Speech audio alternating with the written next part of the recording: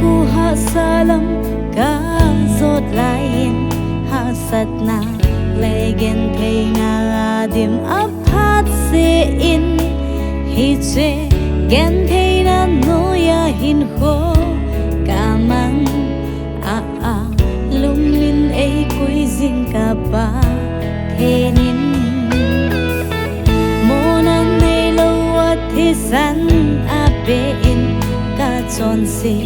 na a sop thing na ding in Calvary thang su ka pa thenin a zon tai ka gel do de kalung sunga aging zinge hi che kalung sunga hiro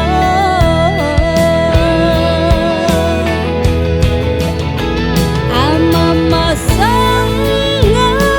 dil sun a hodi apapera hoi pen hidi Jesu Christa ka ngai chat pa ang hasam ke ma ei kai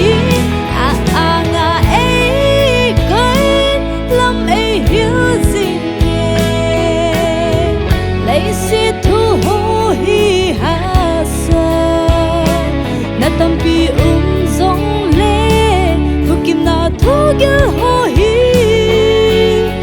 na va chu ka hin ho su nga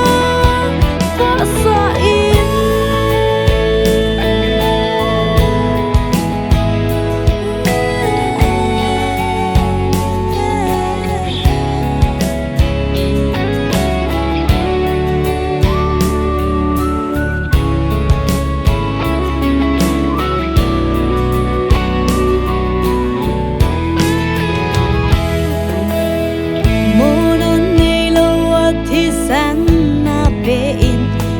chon si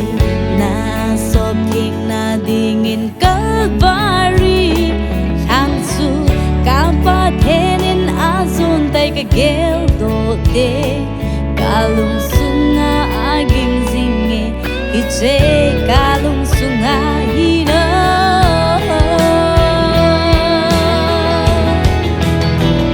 amama sanga dil sun apapera hoi pen hidi Jesu Christa ka ngai chat pa ang hasam ke ma ei kai a anga ei kai lam ei hiu sing lấy si thu ho hi ha sa na tam pi zong le thu kim na thu gel ho hi na va chu ka hin ho su